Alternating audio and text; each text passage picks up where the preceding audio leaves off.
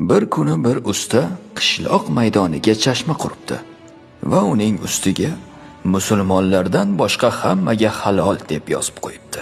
So'ng bunga xalq tushunmay g'azablanib, kimdir Bu dinimizni haqoratlayapti va kimdir uni tosh bo'ron qilish kerak deb atrof alg'ov-dalg'ov bo'lib ketibdi.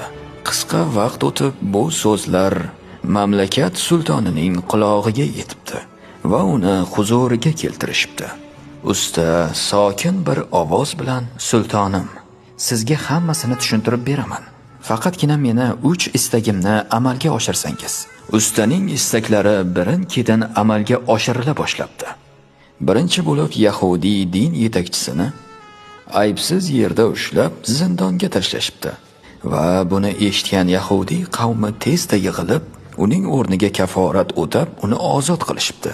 Va ikkinchi istak cherkov bosh rohibini ham aybsiz ushlab zindonga tashlashibdi. Va buni eshitgan nasroniylar birlashib bosh rohiblarini ozod qilishibdi.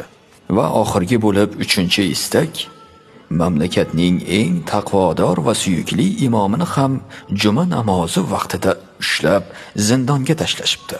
Va eng qizig'i, jamoat qarshilik ko'rsatmaganligi va sukut saqlashi u yoqda tursin, aksincha imomni g'iybat qila ketishibdi.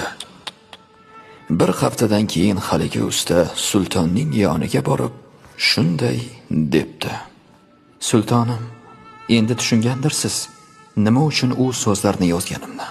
Shu holga kelib qolgan musulmonlarga hatto suv ichish ham haromdir", debdi u ko'zlariga yoshlar to'lib.